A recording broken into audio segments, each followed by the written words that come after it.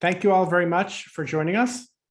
I'm Rick Hasen, a professor at UC Irvine School of Law and the co-director with Professor David Kay of the new Fair Elections and Free Speech Center at UCI Law School. The center was established in 2021, just a few weeks ago, after the contentious 2020 US election, which culminated in the dangerous January 6, 2021 insurrection in the United States Capitol. The center is unique in its focus among US and global institutions. It is dedicated solely to advancing understanding of and offering a means to counter threats to the stability and legitimacy of democratic governments, exacerbated by the unregulated growth of digital media and other technological changes in mass communications. We have a number of events planned for the fall. Let me just mention a couple of others while I have your attention. On September 24th, we'll be holding a virtual conference, Election Subversion, Is American Democracy in Danger?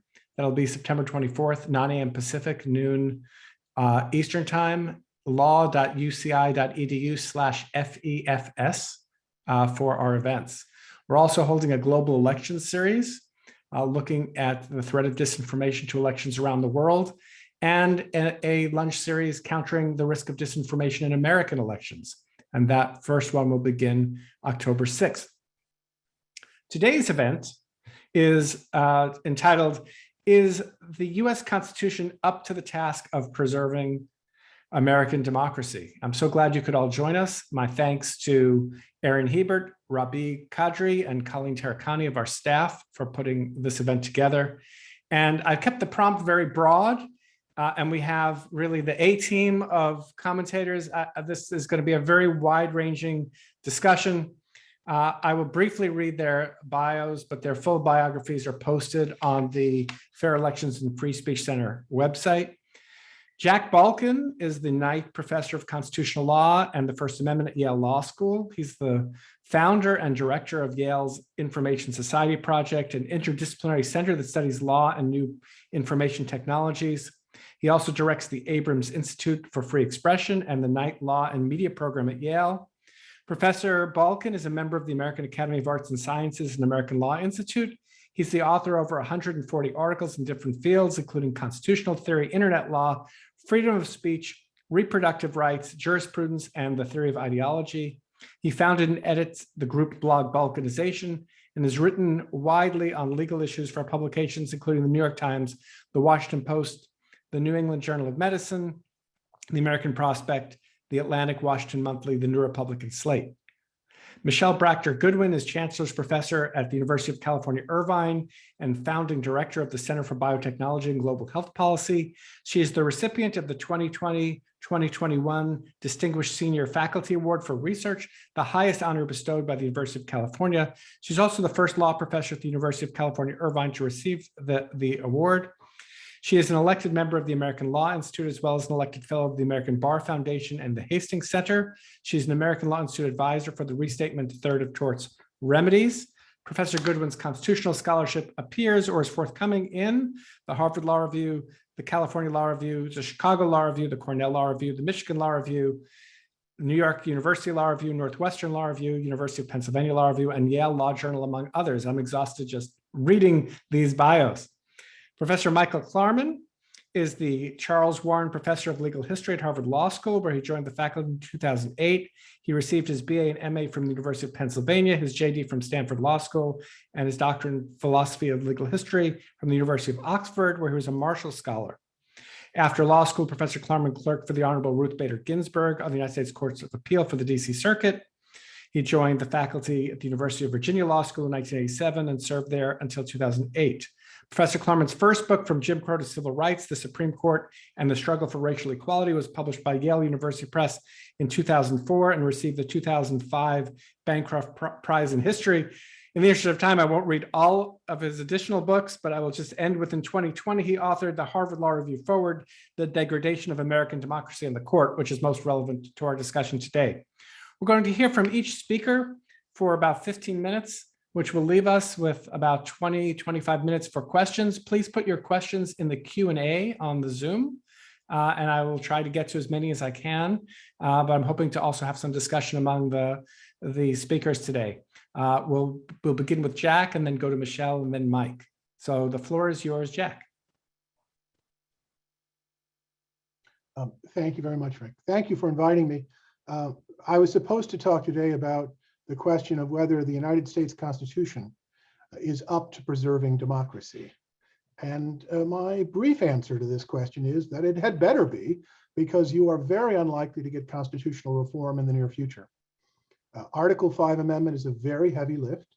In a highly polarized environment like the one we're in right now, it's almost impossible to get 2/3 of each house and 3/4 of the state legislatures to go along with even the most anodyne of reforms, much less the kinds of reforms we need right now.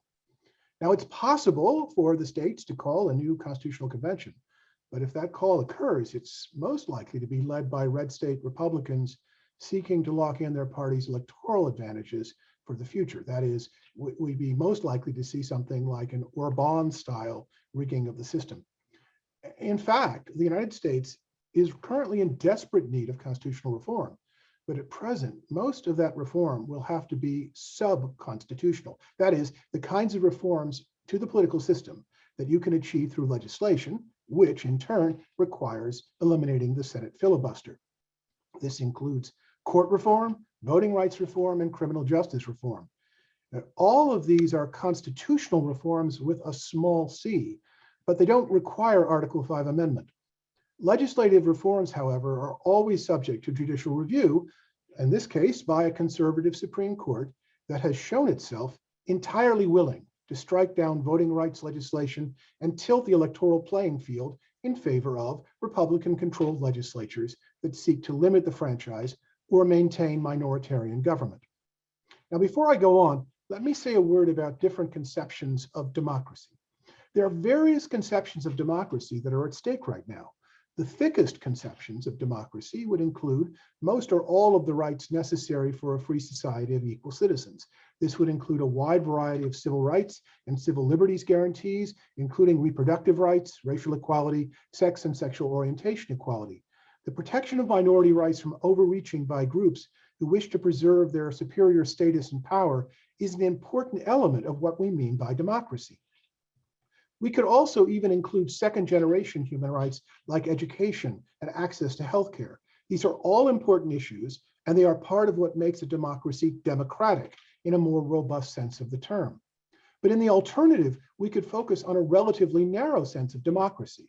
Multiple parties committed to regular elections, conducted fairly and non-politically, who accept a transfer of power if the party's candidates lose an election, to which we might also include basic rule of law norms and an independent judiciary. This is a much narrower conception of democracy. It excludes a lot of issues I care very deeply about. But even if we think of democracy in this very narrow sense, we are currently in a very bad way in the United States right now. Now, why is that? Well, Rick can tell you in great detail about the current threats to voting rights in the United States. And I can give you a laundry list of changes I'd like to see in our voting systems and in our system of government generally. But instead, I want to tell you a longer story about why we are in the place we are in. It is a story about the long-term decline of republics.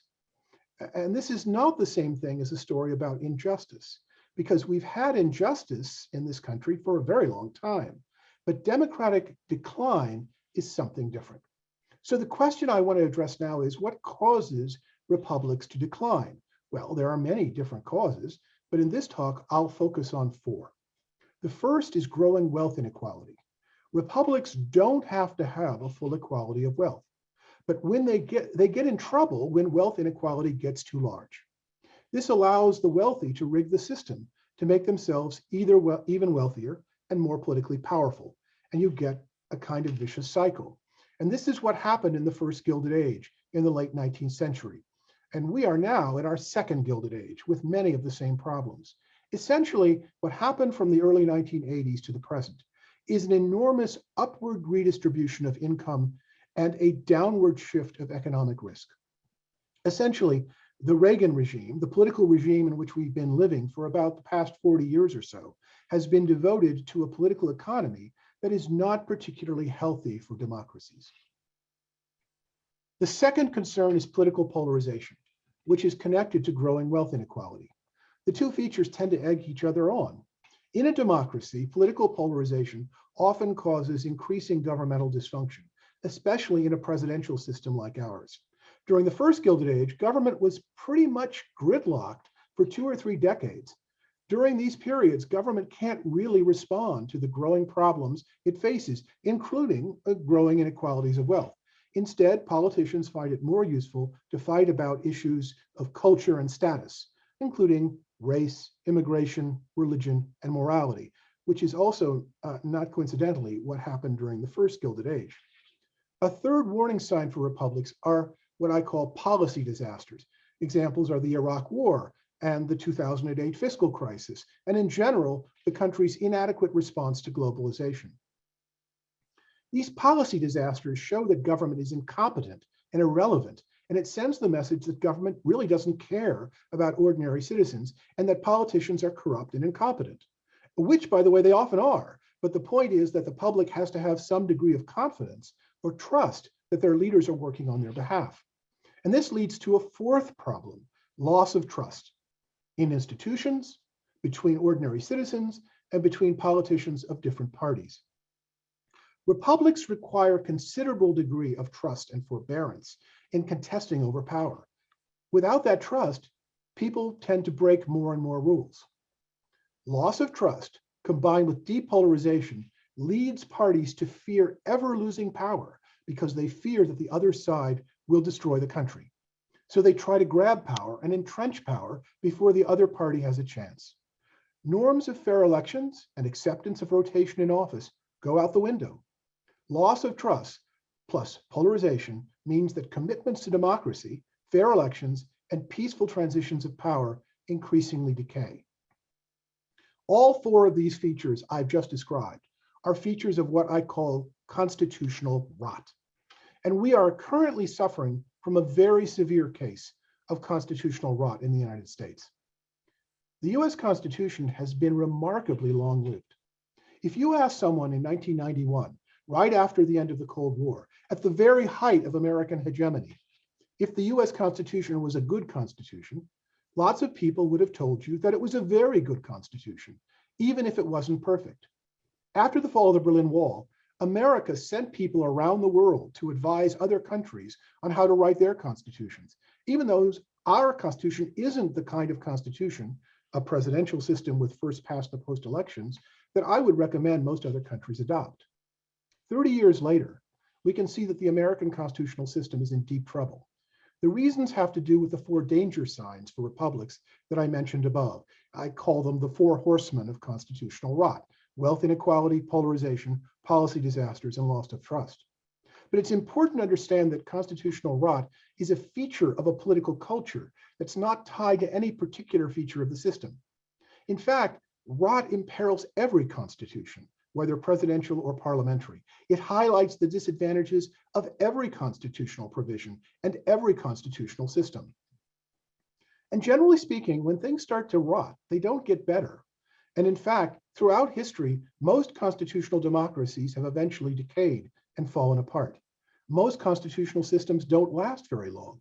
The median age of constitutions around the world is about 18 years.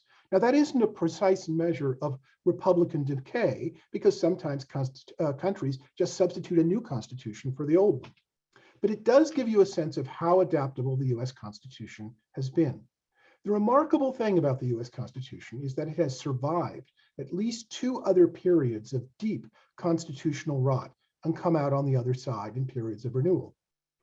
The first is the period of the 1850s, leading to the Civil War, when the slave power dominated American politics and the Democratic Party was unwilling to accept losing power. That led to the Civil War and then to Reconstruction. The second period of deep constitutional rot is the first Gilded Age, when government was effectively for sale. This ultimately led to the Progressive Era, which was a period of reform, although it didn't benefit everyone. It wasn't particularly beneficial for African Americans, for example. The Civil Rights Revolution would come decades later. So from a historical perspective, here we are in the middle of a third period, of deep, sustained constitutional rot. And the question is whether we can come out of it one more time. I can't tell you whether we will be so lucky this time. I do know that in the progressive era, there was sustained mobilization in both political parties that eventually broke through pretty serious blockages to reform. And as its name implies, the Reconstruction era was pretty fraught and full of constitutional hardball by the Republican Party, which was then the party of the Union. Will the present take either of these forms as its model? We just don't know. Right now, the Democratic Party, for all its imperfections, is the only political party trying to preserve majority rule in the United States. The Republican Party, unfortunately, fearful of losing power and currently led by a racist demagogue, is trying to forge a corrupt form of minoritarian government. The problem is that I don't think that the Democratic Party, as currently constituted, is either ready or able to engage in the kinds of changes that are necessary to preserve American democracy. I'm saying this as of September 2021, but events are rapidly changing before our eyes. We will get a better idea of whether our Constitution is up to preserving democracy in about 10 years' time. In the meantime, a crucial decade of anxiety and possibility awaits us. Thank you, Jack. And thanks for sticking to the time. That I appreciate it, because you've prompted a lot of questions, and I'm looking forward to our discussion afterwards. But first, we're going to turn to Michele and then Mike. Michele? Thank you so much for having me today, Rick, and for these terrific panelists. So the first note that I'd like to make as we think about whether the Supreme Court is up to the task of upholding our democracy or whether any other branch of government is to think about the partisanship that we see expressed around the court. President Trump was able to nominate more federal judges than any other president, save George Washington, to the federal bench. And as of even the last year that he was in office, there were no African Americans that were nominated by that president to the federal appellate bench. If we look at the history of our court, of course, this isn't all in the lap of Donald Trump, but it does reflect a history of race and sex in the United States that preceded him. Only 5 women ever serving on the Supreme Court, 2 African Americans, not at the same time, and only 3 known people of color to have ever served on the court. So when we think about a fragility of our democracy, we can look at this demographically as well, just in terms of fair representation, equal representation.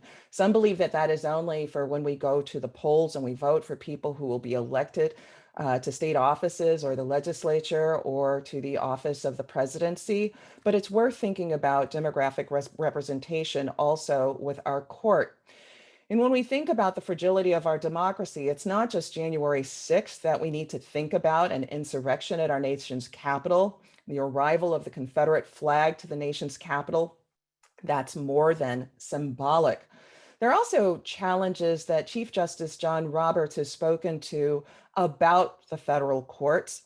For example, he was pushed by lower court judges to affirm that there is no such thing as Trump judges, Obama judges, or Bush judges. And we have to think about why exactly that was and what that represented.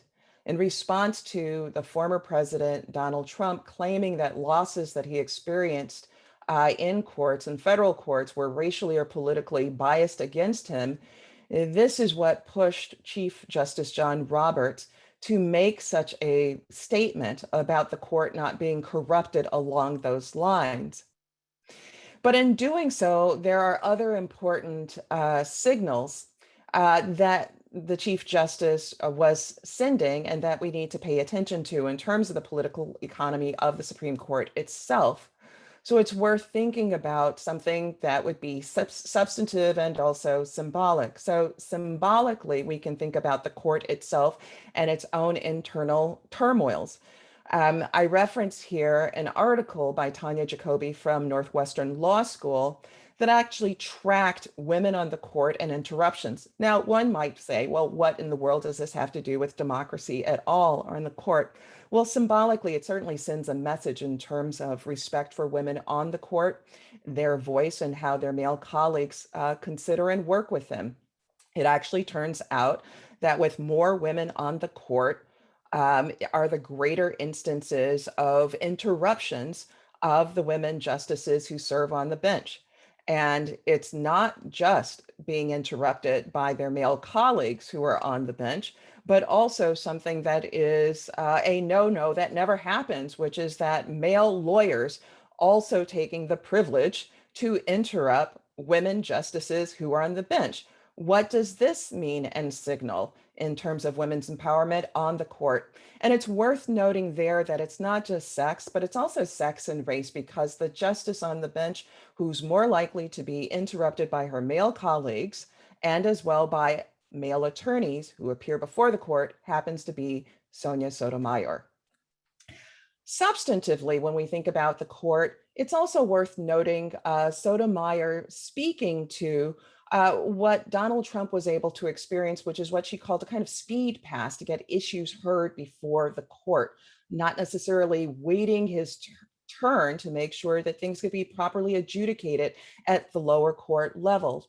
Or substantively, if we turn to what Justice Kagan has written about, and that is the shadow docket, which Stephen Vladeck speaks so well to, that's the court's ruling on opinions, making opinions without actually issuing an opinion, or making a ruling without an opinion, or opinions without signature, which we saw actually just very recently in the Texas abortion case. Now, before I get to a couple of areas that I actually want to speak to, I want to name just a couple of other issues. And so one of the things that we see now, because of a kind of disarray, one could say, of the court, or the vulnerability of the court, internal and external, is that we see John Roberts in some ways being perceived as a hero of the court on issues that otherwise he would not associate himself with as being an advocate for. That includes abortion rights. We've seen in the past how he's voted in Burwell v. Hobby Lobby or Whole Woman's Health v. Hellerstedt. But in recent years, given these kinds of issues that we've seen arise during the Trump administration, we've seen twice John Roberts distance himself from other conservatives on the court. We saw that in the 2019 to 2020 term in June Medical v. Rousseau. That was a case that involved the state of Louisiana basically pushing forward a law that had essentially been struck down by the court in Whole Woman's Health v. Hellerstedt. Almost verbatim was how this law was written, that demanded that there be hospital admitting privileges of doctors within 30 miles of an abortion clinic. The Supreme Court struck that down, an opinion written by Justice Breyer in 2016. We saw that vetted again before the court. One of the things I said at the time is that imagine if the state of Louisiana, after Brown v. Board of Education, said, well, that only applies in Topeka, Kansas. It doesn't apply to us here in Louisiana. There, too, you saw Chief Justice John Roberts distinguishing himself amongst conservatives on the court and leaning into precedent. And I'd be cautious there, too. I don't want to overstate precedent. Of course, if we relied exclusively on precedent, we'd still be under an era of Plessy v. Ferguson. But it is worth noting exactly what the Chief Justice did in that case. And then also more recently in the abortion case that the Supreme Court recently handed down, again, a shadow docket case where the majority of the court did not intervene against the Texas law SB 8 going into effect. And the Chief Justice issued a dissent in that case.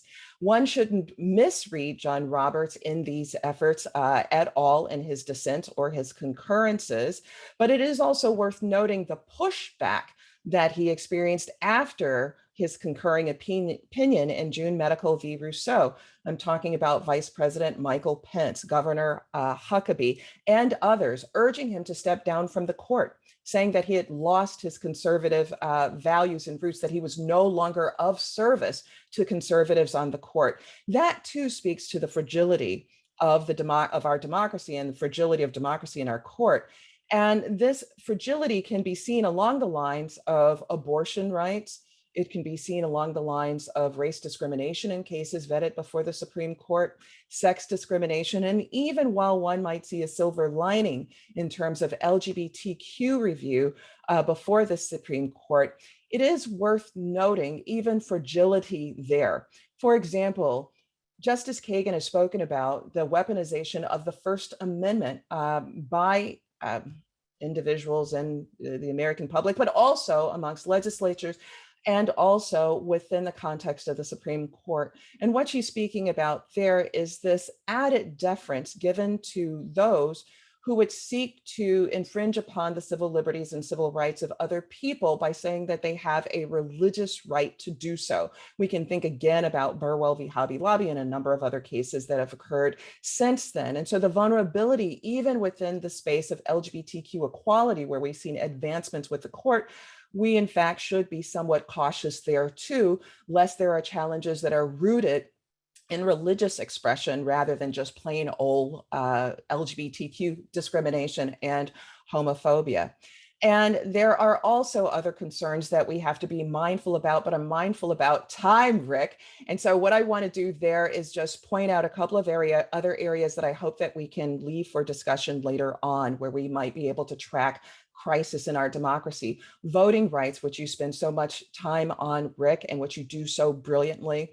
Thinking about COVID and the courts flip-flopping during this past year in terms of what is actually essential, what is not essential, there too carving out exceptions where we could talk about that under the FDA rulings, where the Supreme Court permitted the FDA's ruling that women would have to go out to get abortion medication, whereas every other medication, over 22,000, could be sent to home and people could take them. We could also talk about the 13th Amendment and the long-lasting legacy of slavery in the United States that still has to be contended with. And of course, we could talk about abortion rights and so much more. Rick, thank you for hosting this. It's my pleasure to be with you and my colleagues today. Thank you. Well, we're now going to hear from our third of three speakers before we open up for broader discussion, and that's Mike Klarman. So take it away, Mike. Thanks very much. I think you'll discover plenty of overlap, especially with Jack's introductory remarks. American democracy is under siege. While we go about our normal daily lives protecting ourselves from COVID and debating whether the Dodgers or the Astros will win the World Series, we all hope the Yankees will not. American democracy burns. Of course, many other nations such as Hungary, India, Poland have also recently experienced democratic degradation. Our previous president displayed an openly authoritarian bent, attacking the press as the enemy of the people, assailing judicial independence, politicizing the Justice Department and intelligence agencies, undermining government transparency, and denouncing political opponents as traitors. Just in the months preceding the 2020 election, Trump refused to commit to a peaceful transition of power, declined to condemn white supremacy, and insisted he could only lose through fraud. After his defeat, Trump claimed the election had been stolen, demanded that the Georgia Secretary of State find enough votes to make Trump the victor, pressured the DOJ to investigate evidence-free allegations of fraud, and incited a violent coup attempt against the Capitol. Astonishingly, the GOP proved overwhelmingly complicit with Trump's authoritarian bent. Congressional Republicans did not want the 2016 Trump campaign's involvement with Russia investigated and were untroubled by Trump's systematic obstruction of that investigation. They voted against his impeachment and removal from office after Trump tried to shake down the Ukrainian president. After Trump's first impeachment acquittal, Congressional Republicans acquiesced to his takeover of the intelligence establishment, his war against inspectors general, and his politicization of the DOJ. Immediately after the January 6th coup attempt, GOP congressional leaders condemned Trump. For example, Senate Minority Leader McConnell declared Trump morally responsible and called his actions disgraceful.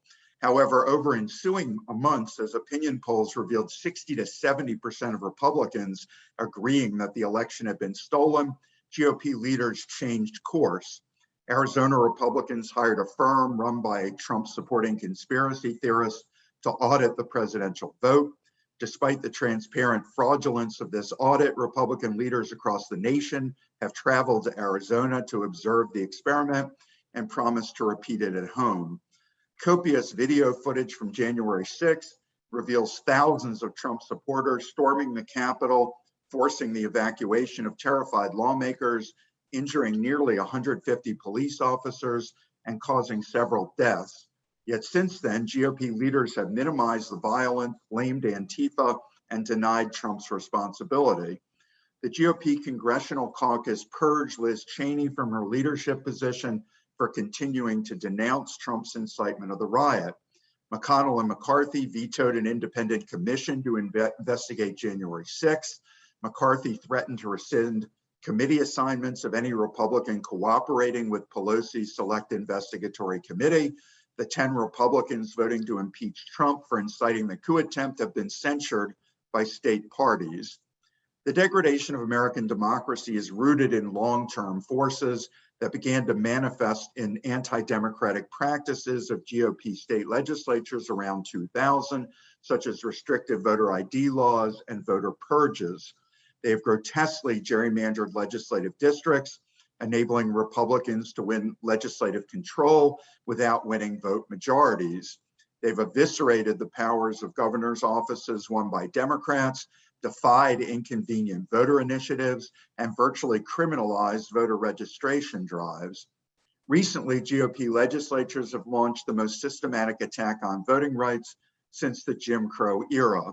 For example, Georgia's recent law makes it harder to obtain and cast mail ballots, drastically curtails drop boxes around Atlanta, expands poll watchers' ability to intimidate voters, bans mobile polling places, and criminalizes offering food or water to voters in line. Such recent measures are especially troubling because they also facilitate GOP legislators and voting officials simply stealing the next election. Georgia's law authorizes the legislature to replace county voting officials essentially at will and gives it greater control over the state election board. Across Georgia, Democrats, frequently African Americans, are being purged from county election boards already. Across the country, Trump loyalists are running for office, embracing the lie of a stolen election.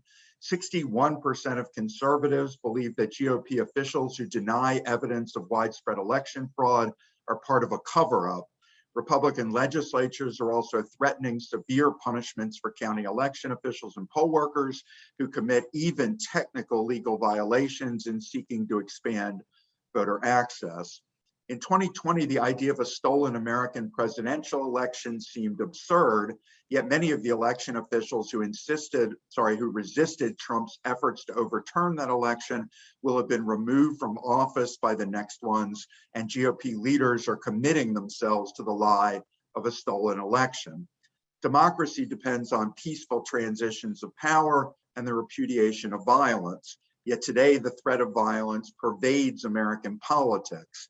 Pennsylvania's Republican Senate leader admitted last fall that he feared his house would be bombed if he defied Trump's effort to overturn the election.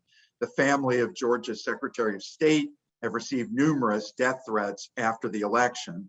Such threats have led scores of election workers to quit, and many will be replaced by conspiracy-mongering Trump supporters who believe the only fair elections are those they won. American democratic degradation has multiple causes. Here are 5 principal ones. Racial resentment is probably the most important. The white share of the American population has declined from 90% in 1950 to just 56% today. By about 2040, the nation will no longer be majority white. In the 1950s, 93% of Democratic Party voters were white. Today, that number is only around 60%. The coloring of the nation, as exemplified by the election of Obama in 2008, has proved profoundly unsettling to many Americans, rendering them vulnerable to the appeals of a racist demagogue. As late as the 1980s, the 2 political parties were supported by roughly equal percentages of racially resentful white voters, but since then, such voters have flocked to the GOP. In the 2016 Republican primaries, racial resentment was highly correlated with support for Trump. These voters believe white Americans suffer more from race discrimination today than blacks, do not believe Obama was born in the United States, support building a Mexican border wall, seek to bar non-citizen Muslims from entering the US, and relish Trump's urging of black and brown Democratic congresswomen to return to the shithole nations from which they came, even though all of them are US citizens. Second, declines in religiosity and shifting religious demographics have contributed to American democratic degradation. In the 1960s, Democratic and Republican voters hardly differed in their religiosity. The ensuing culture war issues, school prayer, abortion, the legal regulation of homosexuality, gradually turned religious conservatives into Republicans. In the late 1970s, Jerry Falwell's moral majority mobilized millions of white evangelicals to support Ronald Reagan and his party.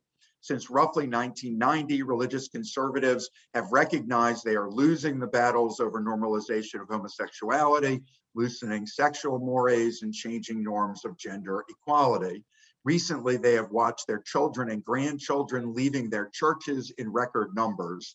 Today, 67% of Americans aged 65 and above are white Christians, but only 29% of Americans aged 18 to 29 are. Americans claiming no religious affiliation have grown from 7% of the population in 1974 to 25% today. By 2024, white Christians may no longer be an electoral majority.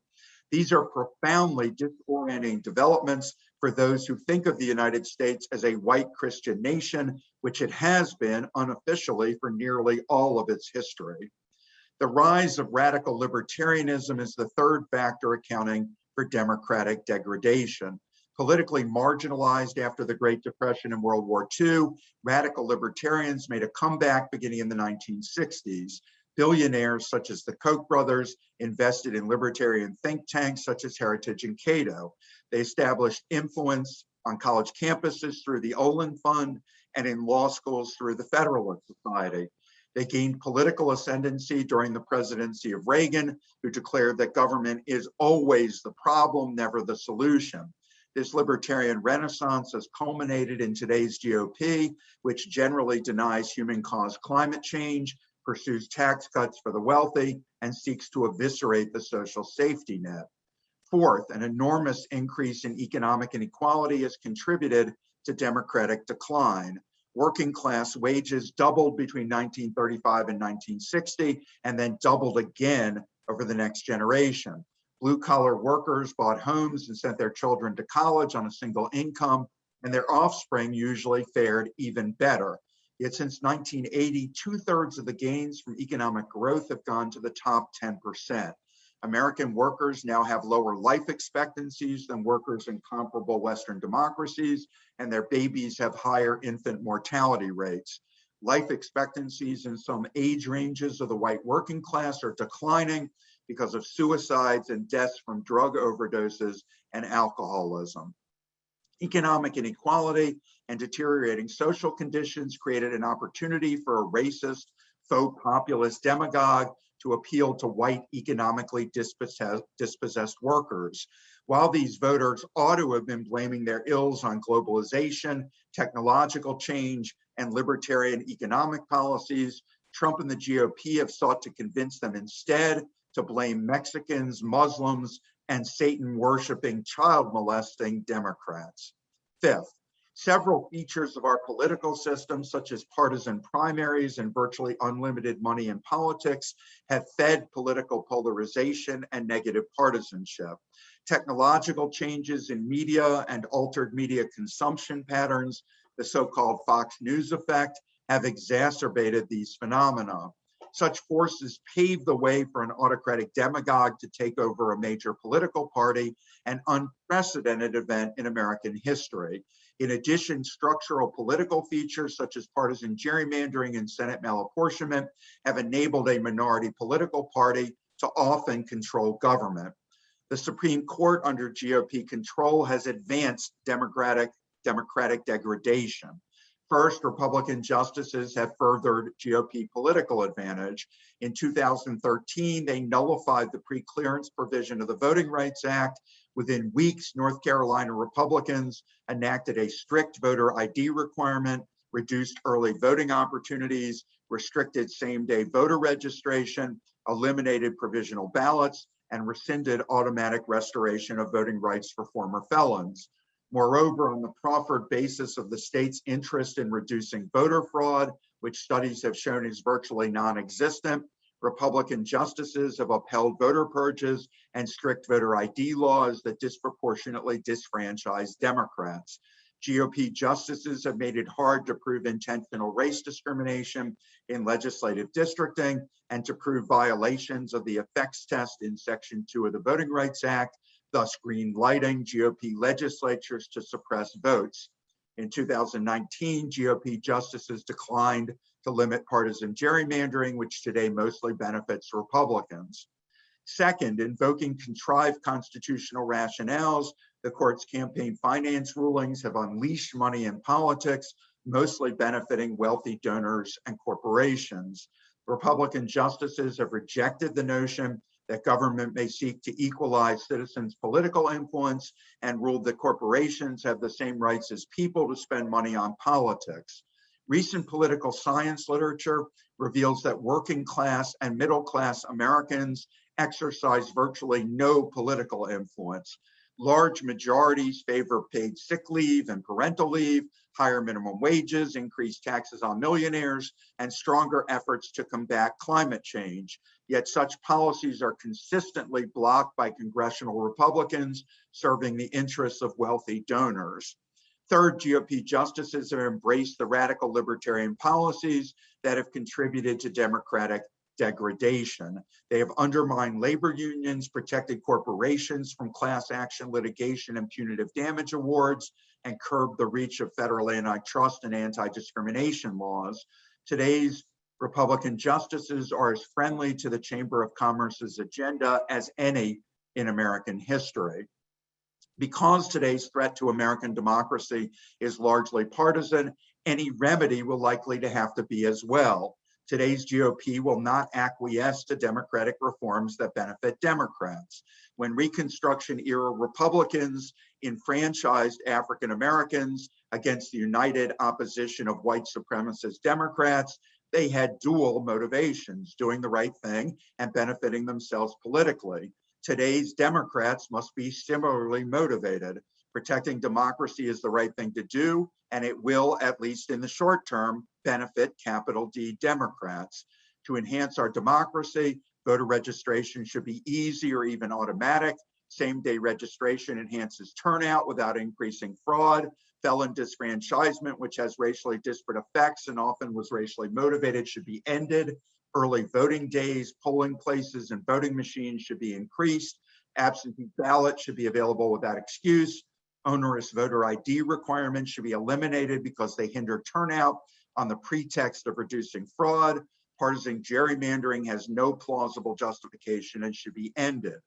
Longer term, several features of our political system produce anti-majoritarian results and a GOP-controlled court that has degraded democracy. In legislative contests, Democrats are disadvantaged by partisan gerrymandering and geographic clustering, which often prevent a majority of voters from electing a legislative majority. For example, while Democrats in Pennsylvania and Ohio frequently win statewide elections, they have not controlled state senates for nearly 4 decades because Democratic voters are inefficiently distributed. These factors have cost Democrats 15 or 20 seats in recent congressional election cycles. Democrats are even more disadvantaged in the Senate. Wyoming with 600,000 residents and California with 40 million each received 2 senators. Because of today's partisan geography, featuring a stark divide between the politics of urban and rural voters, this malapportionment benefits the GOP. Today's 50 Democratic senators represent over 40 million more people than the 50 Republican senators. Not once since 2000 have GOP candidates won a majority of votes in a Senate election cycle, nor have Republican senators represented a majority of Americans. This GOP advantage in the Senate is likely to grow over time. After another election cycle or two, Democrats may never again control the Senate. Lastly, the Electoral College, in combination with the relatively high concentration of white working class voters in several narrowly divided states, significantly advantages GOP presidential candidates. Although Democrats have won the popular vote in 7 of the last 8 presidential elections, they've won the Electoral College only 5 times. Biden won 7 million more votes than Trump, but if fewer than 43,000 votes in 3 states had switched, Trump would have remained president. Anti-democratic features of the Senate Electoral College have enabled Republicans to dominate the court. Presidents Trump and Bush, neither of whom initially won even the popular vote, have appointed, even a plurality of the popular vote, have appointed 5 of today's 6 Republican justices. 4 of those justices were confirmed by narrow majorities of GOP senators who did not represent a majority of Americans. A national political system more reflective of majority will could not possibly have produced the most conservative court in a century. To wrap up, directly remedying such democratic deficits is virtually impossible because constitutional amendments are practically unobtainable when a major political party benefits from the status quo. However, the court size can and has been changed by statute. Democrats today should create new states to offset the GOP's unjust Senate advantage and expand the court to provide a center-left country with a center-left court. I'm out of time, more than out of time. Thank you very much. Thank you. And we could probably spend hours discussing all of these questions. There are questions lined up in the queue from those who are watching. But let me just start by asking. I think, and this comes off of a little bit off of Jack's remarks and also off of his recent Boston University Law Review article that builds on his book on constitutional crises. Jack says that he's an optimist, and he started his discussion today saying, is the US Constitution up to the task of preserving American democracy? It has to. And then there was a quick reference to the first time we had to get out of this problem, we had a civil war. And so I'm wondering, are there grounds for optimism? Is there a window for making the kind of change that that Michele and Mike referenced as well? We all know the political reality here of the Democrats' hold on Congress being precarious. The Cook Political Report today said that Republicans are favored to retake the House, and the Senate is up for grabs. So is there room for democratic reform, even if we all agreed on what those reforms would be? What is the path forward? And there are a number of questions like that in the Q&A. Let me start with Jack on that. Well, as I say in the Boston University article, I'm a professional optimist. I can even show you my professional optimist card. But it's very hard right now to be an optimist about the situation. So I'll do the best I can, but I just want you to understand that these are very grave times, and democracy in the United States is really on a knife's edge. As I said, we'll have a better idea of how things look in a decade, but we have to live through that decade. And you know, the result could be Hungary, what we have in Hungary, where you have a party that basically just rigs the system so that it stays perpetually in power. Or we could have something like a second progressive era, which is what I discussed in my book, or a third Reconstruction. The question is how to get there. So let me just say something very simple, and then I want to say something positive about the current Democratic Party, and then something negative, okay? The theory of change that the Democratic Party apparently has right now is that because Americans feel that government isn't doing anything for them, they're going to invest large amounts of money in infrastructure, both hard infrastructure and soft infrastructure, in healthcare and access to schools and access to education, in a whole bunch of different social services, with the idea that government has basically been doing very little for people for a long time. Now we'll do it. That will convince people that, in fact, government can do something to make their lives better, and they'll reward the Democratic Party because the Democratic Party is responsible for it. That's the theory of change. And then over the time, that will grow a national majority for Democrats. that appears to be the theory of change. So that's the positive story. Here's the negative story. I am skeptical that that by itself will be an adequate theory of change. The reason why is because the issues around which politics is organized today are not those issues. They seem to be organized today around tribal differences, around questions of identity, around questions of religion and morality and race and immigrant status. And as long as politics remains organized around those questions, it will be very difficult for Democrats to construct a national majority. That's why their theory of change involves changing the agendas of politics, the central issues around which politics resolves. I think that in order to do that, they will also have to change the structures of representation. Mike alluded to some of those earlier. But to do that, they'll have to change the internal rules of the Senate, and they'll have to have a slightly larger majority, because not everyone in the party wants to change the rules of representation in the same way. And so we don't know whether that can actually happen. Currently, it doesn't look as if that's going to happen because the current theory of change is opposed to it, right? So that's really the dilemma we find ourselves in. Michele, let me turn to you. And also, I noticed that your remarks were very court-centric and very negative on the court protecting rights. And I know you've been spending the last couple of weeks now nonstop talking about the Supreme Court's abortion ruling and what's coming. Do you see a path for political or constitutional change that can get through the Supreme Court, even if there were the political will? No, I mean, we have a homogenous court, as diverse as it may seem. It's a court that is steeped in its own elitism by narrow alliances across where people graduated from law school, careers before law schools based on religion, all of that. And let's be clear, Rick, that the crisis of our democracy is something that is that preceded Donald Trump. Of course, he weaponized so much in horrific ways. Muslim bans, snatching children from their parents at the border, giving children frozen burritos and aluminum foil blankets.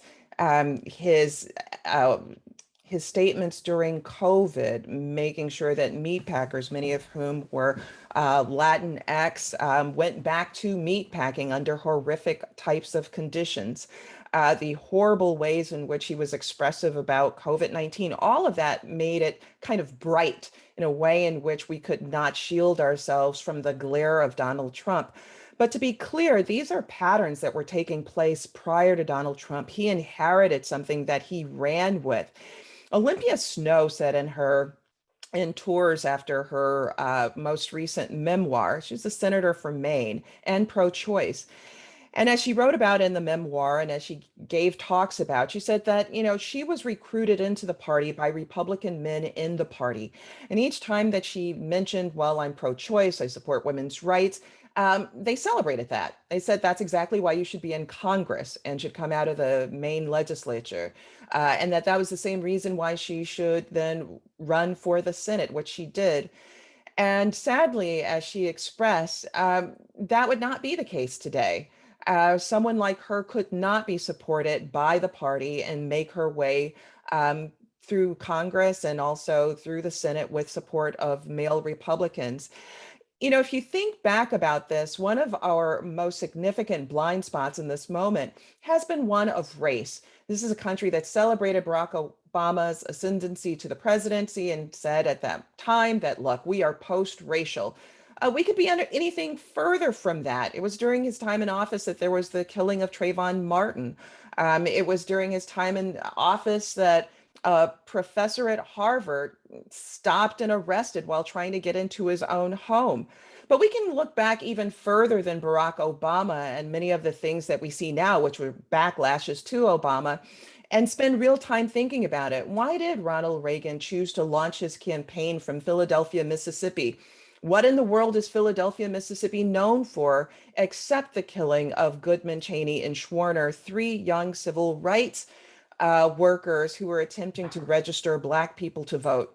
So what I think is important for this conversation as we talk about a crisis in government and our democracy, courts, legislature, presidency, is that we understand the long arm of this. And if we understand the long arm of this, then we can understand that there's certain types of oppressions that have been continually felt by African Americans from the time of slavery through Jim Crow and into the present, with very minor interruption. Although we'd like to celebrate, and we should, the 1964 Civil Rights Act, 1965 Voting Rights Act, we cannot forget, in spite of those important, monumental legislative changes, enactments through Congress, that still this has been a country that has surveilled, policed, and tracked Black people. Black people have yet to actually receive what is the full constitutional promise of these lands. And now what we see is, because of those particular failures, how they too can become infectious and harm not just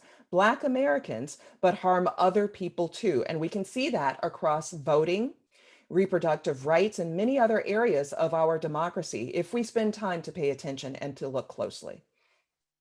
Thank you. And Mike, I had the same feeling listening to your remarks today as I did in reading your Harvard Law Review forward.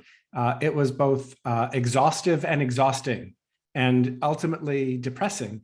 Much more, I think, in terms of you offer a great diagnosis of the problem, but it's hard to see a path forward. And so, at the end of your piece, you talk about the optimistic picture versus the pessimistic picture. But I felt like if one was the angel on one shoulder and the devil on the other, the pessimism side was the one that was winning. Do you see, what do you see in the United States in terms of constitutional democracy surviving in the next 5 to 10 years, if that's the window as Jack has defined it? Yeah, so very well put. Let me try to be brief and let me try to clarify a little bit. So I actually think there's a long-term positive case and then a short-term, very uncertain case. I have no doubt when I look at my students and I look at the younger generation that the United States is going to become more racially diverse, more tolerant, more supportive of gender equality, more supportive of LGBTQ equality, more supportive of doing something about climate change. There's no doubt about that when you just look at the demographics. Young people are much, much more progressive on those issues. I have no idea what's going to happen in the short term. I'm with Jack completely on this. When I look around the country, I think it's falling apart in some very basic ways. If you go to a school board meeting and you see the vitriol and hatred with regard to COVID, with regard to critical race theory, with regard to accommodating non-gender conforming young students. The country is almost at civil war with one another, but we're not divided regionally in the way that we were 150 years ago. I also think that we have one crazy political party. A majority of Republicans don't believe in climate change, or a majority of Republicans are resistant to vaccines or resistant to wearing masks. A majority of Republicans believe the election was stolen, which it obviously wasn't. It's very difficult to figure out how to compromise with crazy. I don't think there's any doubt that Republicans will try to steal the next election. They've pretty much written that right into the statutes. I don't think there's much doubt about that.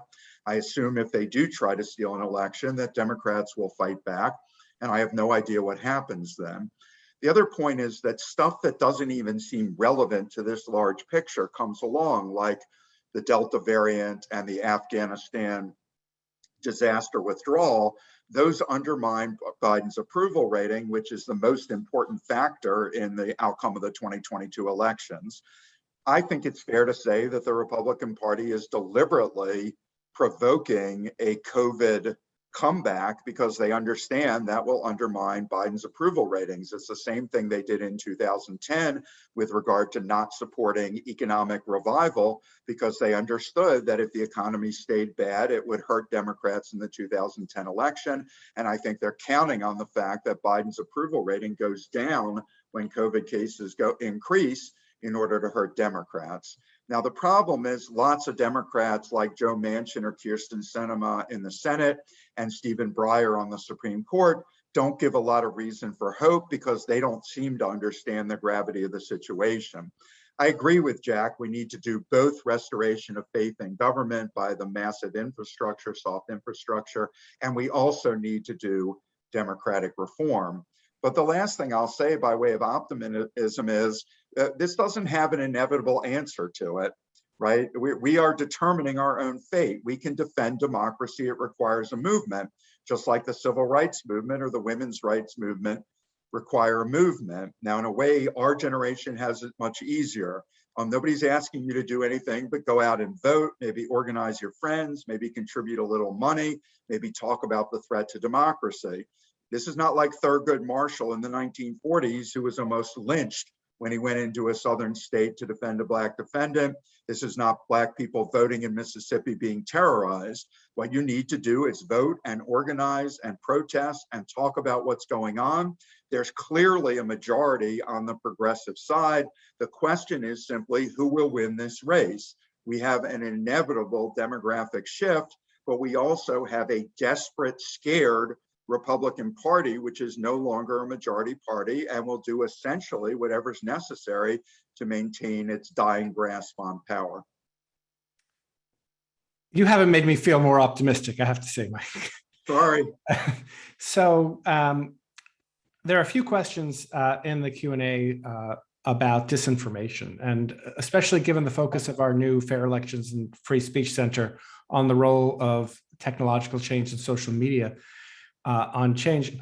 Something that I've focused on, and I have an upcoming book focused on this question, is how does disinformation specifically about elections affect the legitimacy of the democratic process? And I'm wondering if each of you can reflect on whether you think this moment is different because of both the virality of certain false information, whether it's election related or not, as well as the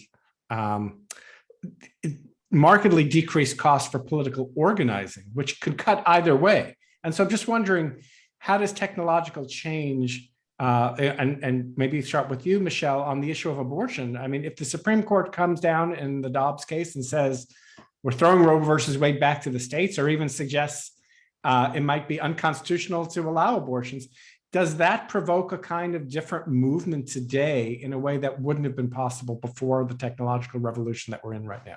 It's a great question that you ask, Rick, about what does technology mean in terms of social movements. Well, we've seen that globally, that with access to Twitter, WhatsApp, and other kinds of social media, even TikTok, that it's helped people be able to organize, know where to show up, how to show up, or know where not to go in order to avoid being arrested, harassed, and et cetera.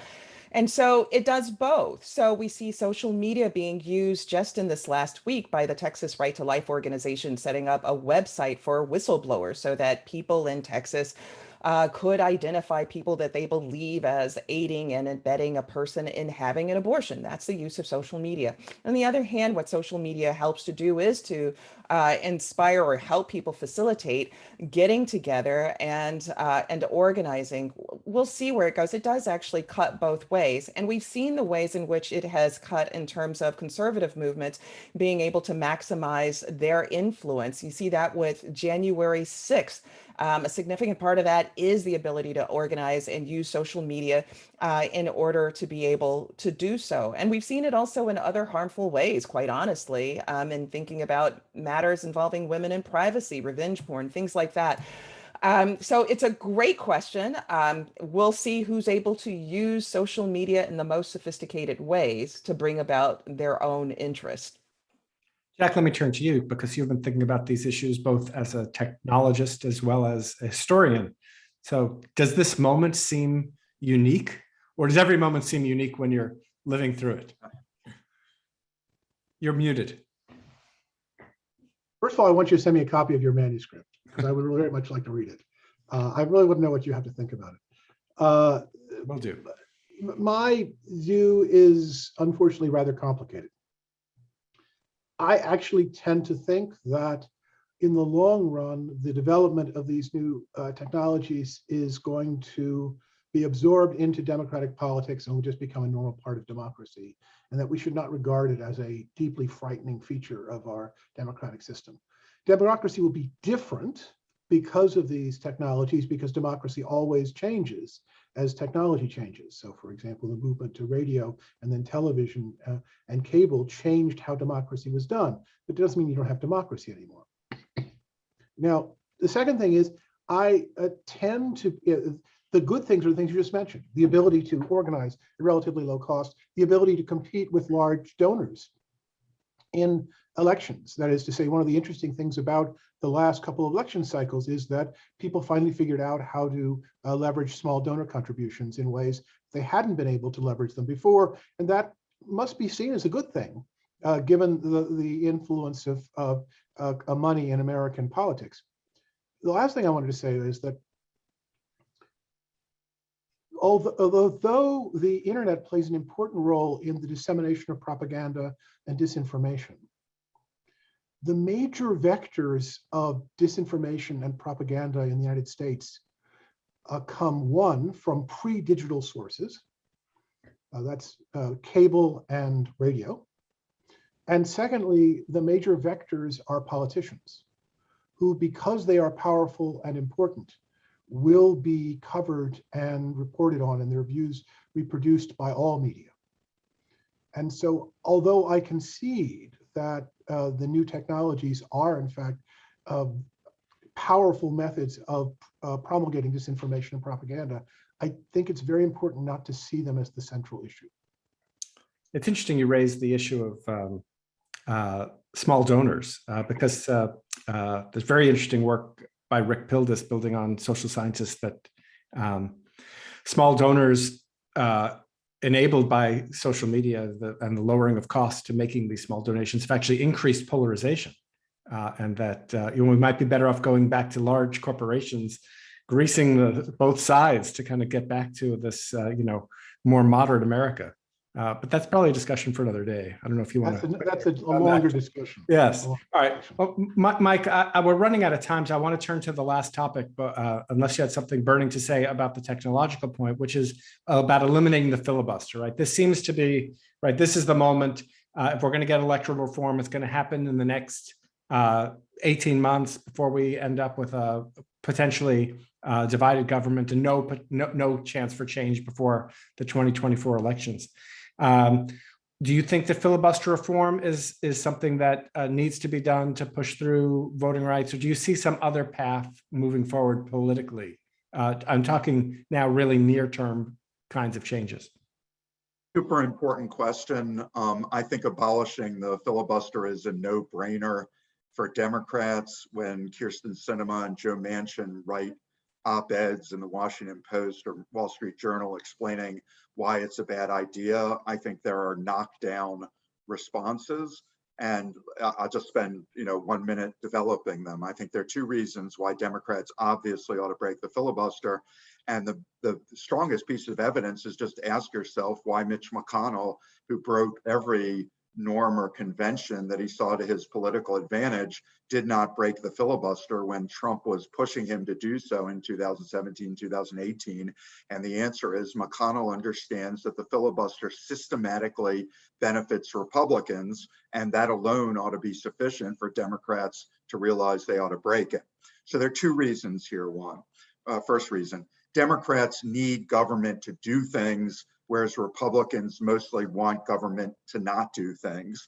The only two real things Republicans cared about in Congress in 2017 was repealing Obamacare and cutting taxes for corporations and the wealthy. Both of those can be done without having to break a filibuster because they can be done through reconciliation. The rest of the Republican agenda is deregulation, for example, in the EPA, and they can do that through administrative rule. Democrats have already passed a whole bunch of laws in the House, bills in the House, and they need those laws to pass. Voting rights laws, immigration reform laws, labor laws. Democrats need government to do things by way of economic redistribution or expanding the right to vote or providing a path to citizenship for dreamers. Republicans mostly want government not to do things. So anything that entrenches the status quo, like the filibuster, is presumptively something Democrats should want to get rid of. The other point is simply that much of what Republicans say they would do if the filibuster were removed is so incredibly unpopular that it would kill the Republican Party if they actually implemented it. So they talk about defunding Planned Parenthood, barring abortion around the country. Those things poll at, I don't know, 20%, at most 30%, whereas everything Democrats want to do that the filibuster is presenting poll at 60 or 70%, a pathway to citizenship for dreamers, expanding voting rights, a higher minimum wage, expanded child care, credits for people with poor kids, free college for 2 years of community college. All that stuff's incredibly popular and the filibuster's preventing it. So basically, Kyrsten Sinema and Joe Manchin are just flatly wrong, but it doesn't seem very likely that they're going to see it that way. And I'm really not very pessimistic that Democrats will do anything other than the soft infrastructure bill. And it looks like Joe Manchin would probably be happy to kill that as well, although I don't think that will probably happen. Any last thoughts on what should happen over the next year? What could happen from either Michele or Jack? Any final words? If not, yeah, Michele? Well, I just say this, that it's important to keep in mind not just the status of the Supreme Court and its current composition, but to think about also the federal courts that have been stacked with not just Trump judges, but judges that have a very specific ideological bent. And this is deeply disconcerting when one thinks about the path to challenging very oppressive laws that are being enacted in states across the country. This we should be as mindful about as the US Supreme Court. And to a point that was made earlier, I think statehood is also something that should be paid attention to, both for Washington, D.C. and also for Puerto Rico, because that could then expand Democrats' influence in the Senate. And we need to think through strategies such as that to reclaim an American democracy. And some might say, reclaim what? Maybe what we need to be thinking about is a whole new version of democracy, because the one that we had was already flawed. Well, on that note, maybe we had the wrong title. Maybe preserve shouldn't have been in there. Can the Constitution support American democracy? I can't say I'm leaving optimistic, but I am hopeful that the three of you are giving this deep thought and helping to move forward a conversation which is urgent for our democracy. So Jack Balkin, Michele Goodwin, Mike Klarman, thank you so much for your time. Again, it's Rick Hasen from the UCI Fair Elections and Free Speech Center. Please join us for our upcoming events. Thank you all so much. Take care. Bye. Thank you, Rick. Thank you.